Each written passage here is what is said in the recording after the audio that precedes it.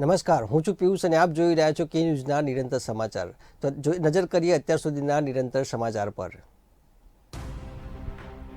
Corona રસી માટે આખો દેશ જે સમયની રાહ જોઈ રહ્યો હતો તે આવી ગયો છે. કેન્દ્ર સરકારે શનિવારે જાહેરાત કરી હતી કે દેશમાં 16મી જાન્યુઆરીથી કોરોનાનો રસીકરણ કાર્યક્રમ શરૂ થશે. તો વડાપ્રધાને આ કાર્યક્રમને વિશ્વનો સૌથી મોટો રસીકરણ કાર્યક્રમ ગણાવ્યો છે. તો આ કાર્યક્રમની શરૂઆત અગ્રતાના ધોરણે 3 કરોડ હેલ્થ વર્કર અને ફ્રન્ટલાઇન વર્કર્સને રસી આપવા સાથે થશે. ફ્રન્ટલાઇન વર્કર્સ પછી 50 વર્ષથી વધુ વયના લોકોને રસી આપવામાં આવશે. દરમિયાન દેશમાં કોરોના મહામારીની સ્થિતિ નિયંત્રણ હેઠળ છે. જો કે 15 રાજ્યો અને કેન્દ્રશાસિત પ્રદેશોમાં કોરોનાનો પોઝિટિવિટી રેટ 5.79ની રાષ્ટ્રીય સરેરાશ કરતાં વધુ છે. તો બીજી બાજુ દેશમાં કોરોનાના યુકે વેરિયન્ટ કેસોની સંખ્યા વધી રહી છે. તો શનિવારે યુકે કોરોનાથી પીડિત દર્દીઓની સંખ્યા 90 થઈ ગઈ છે. વડાપ્રધાન મોદીએ શનિવારે દેશમાં કોરોનાની સ્થિતિ અને રસીકરણની તૈયારીઓની સમીક્ષા કરવા બેઠક બોલાવી હતી, જેમાં દેશમાં રસીકરણ અભિયાન શરૂ કરવા અંગે નિર્ણય લેવામાં આવ્યો હતો. તો બેઠકમાં નિર્ણય લેવાયો હતો કે સૌથી પહેલાં 3 કરોડ હેલ્થ વર્કર્સ અને ફ્રન્ટલાઇન વર્કર્સને રસી આપવામાં આવશે. ત્યાર પછી 50થી વધુ વયના લોકો અને ગંભીર બીમારીથી પીડિત યુવાનો વયસ્કોને રસી આપવામાં આવશે. તો સરકારના અંદાજ મુજબ આવા લોકોની સંખ્યા 27 કરોડ જેટલી છે. તો આજની બેઠકમાં વડાપ્રધાને સમગ્ર દેશમાં કોરોના રસીકરણની તૈયારીઓની સમીક્ષા કરી હતી. તો બેઠકમાં વડાપ્રધાન મોદીએ રસીકરણ કાર્યક્રમ પર વાસ્તવિક સમયમાં નિરીક્ષણ રાખતી કોવિન એપ અંગે પણ માહિતી મેળવી હતી. તો કોવિન એપ મારફત રસીના સંગ્રહ સંબંધિત માહિતીઓ મેળવવી, તેને સ્ટોર કરવાના તાપમાન અને જે લોકોને રસી આપવાની છે તેની માહિતી તેમને ટ્રેક કરવા જેવા કામ થશે. તો દેશમાં અત્યાર સુધીમાં 79 લાખથી વધુ લાભાર્થીઓએ કોવિન પર નોંધણી કરાવી છે. દેશમાં રસીકરણ કાર્યક્રમની અસરકારકતા અને અભિયાનમાં આવનારા અવરોધો ચકાસવા 3 તબક્કામાં ડ્રાય રન એટલે કે રિહર્સલ પણ કરાયું હતું. તો રસીકરણ અંગે માર્ગદર્શિકા પૂરી પાડતા કેન્દ્ર સરકારે જણાવ્યું હતું કે એક બૂથ પર દરેક ક્ષેત્રમાં 100થી 200 લોકોને રસી આપવામાં આવશે. તો રસી અપાયા પછી વ્યક્તિ પર 30 મિનિટ સુધી નજર રાખવામાં આવશે, જેથી તેને રસીનું કોઈ રિએક્શન આવ્યું છે કે નહીં તે ચકાસી શકાય. તો બીજી બાજુ રસીકરણ કેન્દ્ર પર એક વખતમાં એક જ વ્યક્તિને રસી આપવામાં આવશે. તો કોવિન એપમાંથી પહેલાંથી રજિસ્ટર લોકોને રસી અપાશે અને રસીકરણના સ્થળ પર રજિસ્ટ્રેશન નહીં થઈ શકે. મહારાષ્ટ્રના ભંડારામાં સરકારી હોસ્પિટલના સ્પેશિયલ ન્યૂબોર્ન કેર યુનિટમાં રાત્રે ભીષણ આગ લાગતા 10 બાળકના મોત થયા હતા. તો દરમિયાન 7 બાળકને બહાર કાઢવામાં આવ્યા હતા. તો બાળકોના મૃતદેહ તેમના પરિવારને સોંપી દેવામાં આવ્યા છે. તો બીજી તરફ આ કમકમાટી ભરી ઘટનાની તપાસનો આદેશ આપવામાં આવ્યો છે. ફાયર બ્રિગેડે આગ બુઝાવી દીધી હતી. શોર્ટ સર્કિટને લીધે આગ લાગી હોવાનું પ્રાથમિક તપાસમાં માલુમ પડ્યું છે. તો 1 થી 3 મહિનાના બાળકોના વજન ઓછું અને તબિયત સારી ન હોવાથી હોસ્પિટલના SNCU વોર્ડમાં દાખલ કરવામાં આવ્યા હતા. પણ રાત્રે અંદાજે 2 વાગે નર્સે ધુમાડા જોયા હતા. તો ફાયર બ્રિગેડને મામલાની જાણ કરવામાં આવી હતી. તો આગમાં દાઝી જતા અને ગુંગળાયેલ માલુમ 10 બાળક મૃત્યુ પામ્યા હતા. એમાં મોટાભાગે બાળકીનો સમાવેશ થાય છે. તો હોસ્પિટલના કર્મચારીની મદદથી 7 બાળકની મદદથી 7 બાળકને બહાર કાઢીને બચાવી લેવામાં આવ્યા હતા. તો બાળકોના મોતની જાણ થયા બાદ તેમની માતા અને પરિવારના રડવાથી હોસ્પિટલમાં દુઃખની લાગણી પ્રસરી ગઈ હતી. તો શોર્ટ સર્કિટથી આગ લાગી હોવાનું કહેવાયું છે. તો સરકાર દ્વારા આર્થિક મદદની ઘોષણા કરવામાં આવી હતી. તો હોસ્પિટલની બેદરકારીને લીધે બાળકીએ જીવ ગુમાવ્યો હોવાનો આરોપ મૃતકના પરિવારે કર્યો હતો. તો આ બનાવને લીધે સંપૂર્ણ દેશમાં ખળભળાટ મચી ગયો છે. રાષ્ટ્રપતિ કોવિંદ, વડાપ્રધાન નરેન્દ્ર મોદી, કેન્દ્રીય ગૃહમંત્રી અમિત શાહ સહિત અન્ય નેતાઓએ દુઃખની લાગણી વ્યક્ત કરી છે. આગ લાગવાનું અચોક્કસ કારણ જાણવા ઝીણવટભરી તપાસ હાથ ધરવામાં આવી છે. તો દોષી સામે કડક કાર્યવાહીનો આદેશ આપવામાં આવ્યો છે. આગ લાગી ત્યારે હોસ્પિટલના કર્મચારીઓ સૂતા હતા એવી ચર્ચા થઈ રહી છે. દરમિયાન મુખ્યપ્રધાન ઉદ્ધવ ઠાકરે ભંડારા જિલ્લા હોસ્પિટલમાં લાગેલા આગની ઉચ્ચ સ્તરીય તપાસના તાત્કાલિક આદેશ આપ્યા છે. તેમજ આ આગમાં મૃત્યુ પામેલા નિષ્પાપ બાળકોના પરિવારને પરિવાર દીઠ 5 લાખ રૂપિયા વળતર આપવાની જાહેરાત કરવામાં આવી છે. તો ભંડારા જિલ્લા હોસ્પિટલના ચાઇલ્ડ કેર યુનિટમાં લાગેલી આગમાં 10 નવજાત શિશુઓના મોત પર મુખ્યપ્રધાન ઉદ્ધવ ઠાકરેએ દુઃખ વ્યક્ત કર્યું છે. તેમજ આ ઘટનાની ઉચ્ચ સ્તરીય તપાસના આદેશ પણ આપવામાં આવ્યા છે. તો શુક્રવારે મોડી રાત્રે ભંડારા જિલ્લા હોસ્પિટલના નવજાત સઘન સંભાળ યુનિટમાં આગ લાગી હતી. તેમાં 10 નવજાત શિશુના મોત થયા છે. તો આ ઘટનાની મહારાષ્ટ્ર હચમચી ઉઠ્યું છે અને સરકારી હોસ્પિટલમાં સુરક્ષાનો મુદ્દો ફરી એકવાર સામે આવ્યો છે. તો મુખ્યપ્રધાન ઉદ્ધવ ઠાકરેએ આ ઘટનાની ગંભીર નોંધ લીધી છે. આગની ઘટનાની જાણ થતાં જ મુખ્યપ્રધાન ઉદ્ધવ ઠાકરેએ આરોગ્ય પ્રધાન રાજેશ ટોપે સાથે ચર્ચા કરી અને આખી ઘટનાની તાત્કાલિક તપાસ કરવા નિર્દેશ આપ્યો છે. તો મુખ્યપ્રધાને કલેક્ટર અને પોલીસ અધિક્ષક સાથે પણ વાતચીત કરી તપાસના નિર્દેશ આપ્યા છે.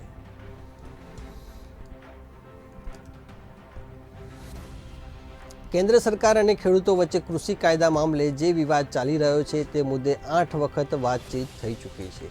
સરકારે હવે અનેક દિવસોથી આંદોલન કરી રહેલા ખેડૂતોને કહ્યું છે કે તેઓ કૃષિ કાયદા પરત નહીં લે અને આ સ્થિતિ વચ્ચે જ સરકારના વલણથી નિરાશ વધુ એક આંદોલનકારી ખેડૂતે દિલ્હીના સિંધુ બોર્ડર પર આત્મહત્યા કરી જીવન ટૂંકાવી દીધું છે.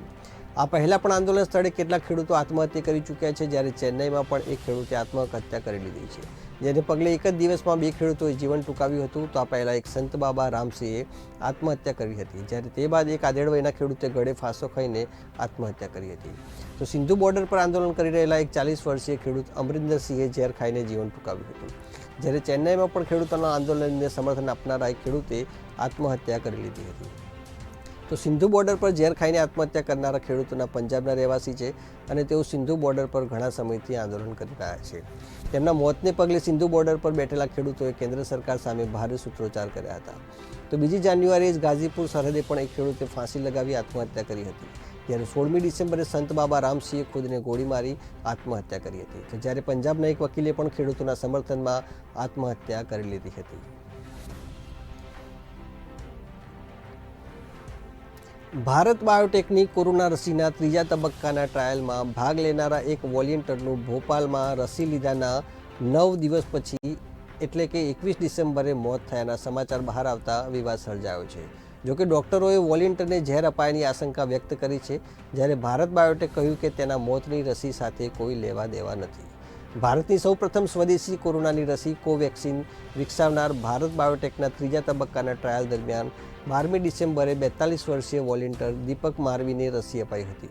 જોકે 9 દિવસ પછી દીપકનું મોત નીપજ્યું હતું તેમ તેના પુત્રે જણાવ્યું હતું. તો આ ઘટના સામે આવતા ટ્રાયલ કરનારી હોસ્પિટલ પીપલ્સ મેડિકલ કોલેજ અને હોસ્પિટલમાં દોડધામ મચી ગઈ હતી. તો ડૉક્ટરોએ દીપકના મોતનું કારણ ઝેર હોવાની શંકા વ્યક્ત કરી છે. તો જ્યારે ભારત બાયોટેકે જણાવ્યું કે દીપકના મોતને રસી સાથે કોઈ લેવા દેવા નથી. હોસ્પિટલના વાઇસ ચાન્સેલર ડૉક્ટર રાજેશ કપૂરે કહ્યું કે દીપકે 12મી ડિસેમ્બરે કોવેક્સિનની ટ્રાયલમાં ભાગ લીધો હતો. દીપકના મોતના સમાચાર સામે આવ્યા પછી ભારત બાયોટેકે જણાવ્યું કે કોરોના રસીના 3જા તબક્કાના ટ્રાયલ માટે દીપક બધા જ માપદંડોને પૂરા કરતો હતો. તો ટ્રાયલ પહેલાં તે સંપૂર્ણપણે સ્વસ્થ હતો, તેને રસીનો ડોઝ અપાયો, ત્યાર પછી તેના સ્વાસ્થ્ય પર નિરીક્ષણ રાખવામાં આવ્યું. ડોઝ અપાયાના 7 દિવસ સુધી તેના સ્વાસ્થ્ય પર કોઈ વિપરીત અસર દેખાઈ નહોતી.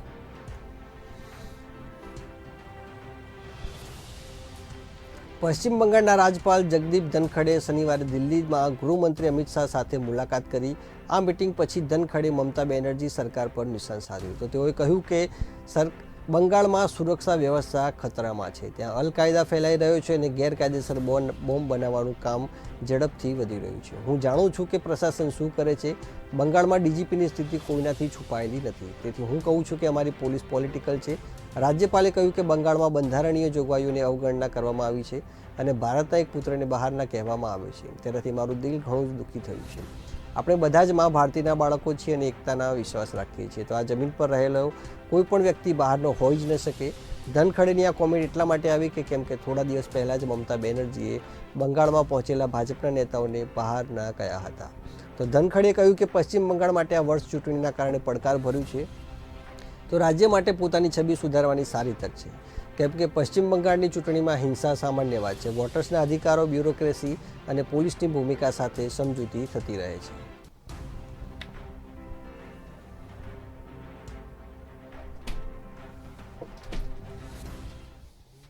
તો હવે સમય થયો છે એક નાનકડા વિરામનો. તો મળીએ એક વિરામ બાદ.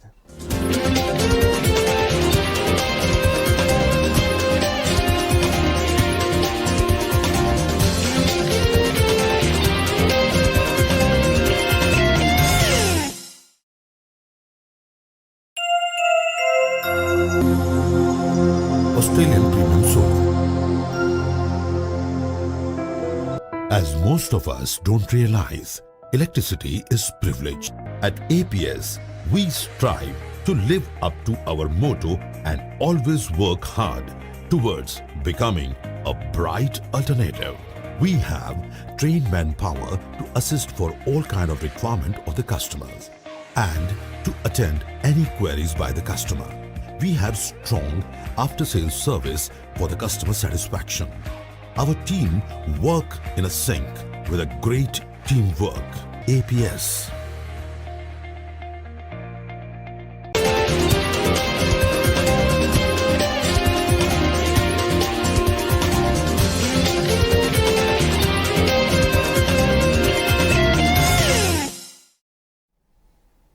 વિરામ બાદ આપનું સ્વાગત છે। નિરંતર સમાચાર પર આગળ નજર કરીએ તો ચીન સાથેની 8 મહિનાથી ચાલી આવતી લશ્કરી તંગદિલી વચ્ચે શુક્રવારે પૂર્વ લદ્દાખમાં એલએસીમાં ભારતીય સરહદ પરથી વધુ એક ચીની સૈનિક ઝડપાયો છે। પેંગોંગ તળાવના દક્ષિણ કિનારે રેન્જાંગ વિસ્તારમાંથી ભારતીય સૈનિકોએ તેને 8 જાન્યુઆરીની સવારે પકડ્યો હતો। તો સૂત્રોએ કહ્યું કે ચીની સૈનિક સાથે સરહદ મેનેજમેન્ટ સંબંધિત પ્રક્રિયા મુજબ કાર્યવાહી ચાલી રહી છે। તો પૂછપરછમાં સૈનિકે કહ્યું હતું કે તે રસ્તો ભૂલી ગયો હતો। જો તપાસમાં આ વાત સાચી નીકળશે તો તેને ચીનને સોંપી દેવામાં આવશે। ચીનના સૈનિકની ધરપકડની માહિતી ચીને લશ્કરને આપી દેવાઈ છે। તો ઇન્ડિયન આર્મીના જણાવ્યા પ્રમાણે 8 જાન્યુઆરી શુક્રવારે ચીનના એક સૈનિકે ભારતીય સીમામાં ઘૂસણખોરીનો પ્રયત્ન કરતા તેની ધરપકડ કરવામાં આવી છે। આ ઘટના પેંગોંગ ત્સો લેકના દક્ષિણ વિસ્તારની છે। તો પીપલ્સ લિબરેશન આર્મીના આ સૈનિકને ભારતીય વિસ્તારમાં તૈનાત સૈનિકે જોઈ લીધો હતો। સેનાના જણાવ્યા પ્રમાણે એલએસીની બંને બાજુ ભારત અને ચીનના સૈનિકો તૈનાત હતા। તો ગયા વર્ષે 15 જૂને થયેલી હિંસક ઝપાઝપી પછી બંને દેશોએ અહીં સૈન્ય વધારી દીધું છે। હવે એ તપાસ કરવામાં આવી રહી છે કે કઈ સ્થિતિમાં સૈનિકે ભારતીય સીમામાં ઘૂસણખોરી કરી છે। ઉત્તર પ્રદેશમાં પણ શનિવારે બર્ડ ફ્લૂની પુષ્ટિ થઈ છે। આ 7મું રાજ્ય છે કે જ્યાં સંક્રમણ પહોંચ્યું છે। 3 રાજ્ય દિલ્હી, છત્તીસગઢ અને મહારાષ્ટ્રમાં તપાસ અહેવાલની રાહ જોવામાં આવી રહી છે। તો શનિવારે દેશભરમાં 1200 પક્ષીઓના મૃત્યુ થયા હતા। આ પૈકી 900 મહારાષ્ટ્રના એક પોલ્ટ્રી ફાર્મમાં થયા હતા। તો બર્ડ ફ્લૂના જોખમને જોતા દિલ્હી સરકારે પક્ષીઓની આયાત પર પ્રતિબંધ મૂક્યો છે। સાથે દિલ્હીના સૌથી મોટા પોલ્ટ્રી માર્કેટ ગાજીપુરને આગામી 10 દિવસ માટે બંધ કરી દેવામાં આવ્યું છે। તો મુખ્યમંત્રી અરવિંદ કેજરીવાલે કહ્યું છે કે બર્ડ ફ્લૂની તપાસ માટે સેમ્પલ જાલંધર મોકલવામાં આવ્યા છે। લોકોની મદદ માટે 24 કલાક હેલ્પલાઇન શરૂ કરવામાં આવી છે। તો દક્ષિણ દિલ્હીના જાસોલમાં છેલ્લા 3 દિવસમાં આશરે 24 કાગડાના મૃત્યુ થયા છે। તો સંજય ઝીલમાં 10 બતકોના મૃત્યુ થયા છે। તો આ સેમ્પલને તપાસ માટે મોકલવામાં આવ્યા છે। મહારાષ્ટ્રમાં પરભણી જિલ્લાના મુરબ્બા ગામમાં પોલ્ટ્રી ફાર્મમાં શનિવારે 900 મરઘાના મૃત્યુ થયા છે। તો સેમ્પલ તપાસ માટે મોકલવામાં આવ્યા છે। જિલ્લા કલેક્ટર દીપક મુલગીકરના મતે મરઘીનું મૃત્યુ ન્યુટ્રિશનની અછતથી થયું હોવાનું માનવામાં આવે છે। રાજસ્થાનમાં શનિવારે 356 પક્ષીના મૃત્યુ થયા છે।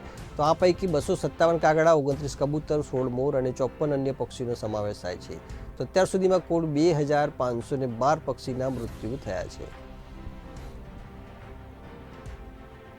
પાકિસ્તાનમાં હિન્દુ, શીખ અને ખ્રિસ્તી સમાજની યુવતીઓનું જબરજસ્તી ધર્માંતરણ કરવાનું સતત જારી છે। હવે સિંધ પ્રાંતના બલુચિસ્તાનમાં હિન્દુ મહિલા શિક્ષિકાનું જબરજસ્તી ધર્માંતરણ કરવાની ઘટના સામે આવી છે। તેમનું નામ એકતાથી બદલીને આયશા કરી દેવાયું છે। આ ઘટનામાં સ્થાનિક તંત્રે કોઈ કાર્યવાહી કરી નથી। બીજી તરફ ઇમરાન સરકાર પણ ચૂપ છે। જો કે લઘુમતીઓ માટે કામ કરતી સંસ્થા વોઇસ ઓફ માઇનોરિટીએ આ ઘટનાને લઈને ચિંતા વ્યક્ત કરી છે। આ સંસ્થાએ કહ્યું છે કે પાકિસ્તાનમાં જબરદસ્તી ધર્મ પરિવર્તન બહુ સામાન્ય બની ગયું છે।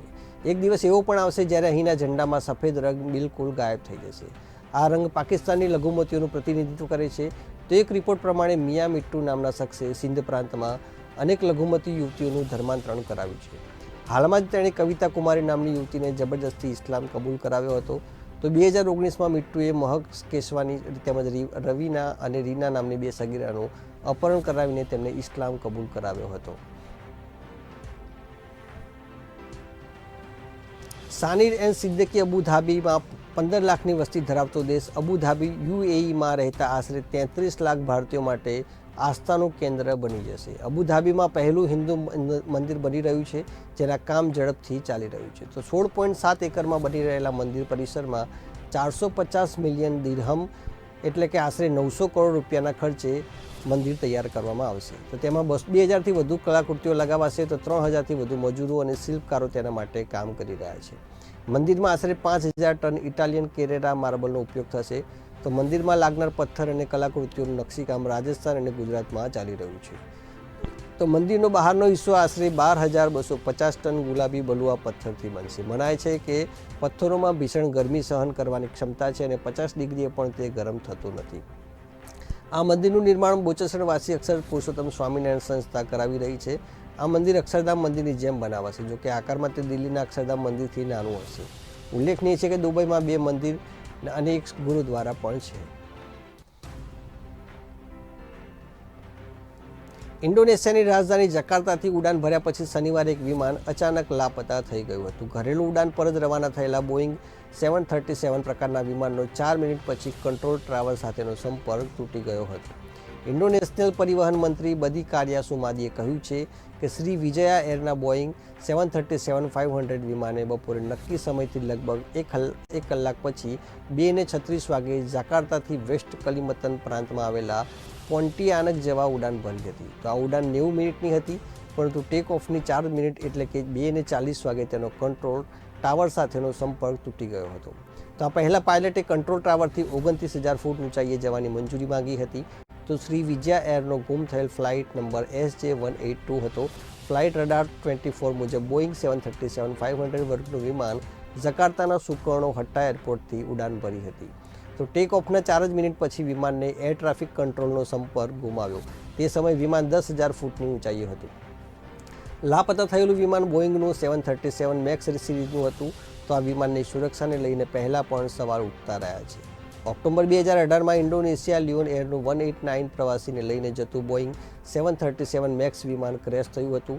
તો 6 મહિના પછી માર્ચ 2019માં ઇથોપિયન એરલાઇન્સની બોઈંગ 737 મેક્સ વિમાન દુર્ઘટનામાં 157ના મોત થયા હતા. ત્યાર પછી ભારત સહિત અનેક દેશોમાં બોઈંગની ઉડાનો અને અનિશ્ચિત મુદત સુધી રોકી દેવાઈ હતી. તો હવે નિરંતર સમાચારમાં બસ આટલું જ. વધુ સમાચાર માટે આપ જોતા રહો કે ન્યૂઝ. નમસ્કાર.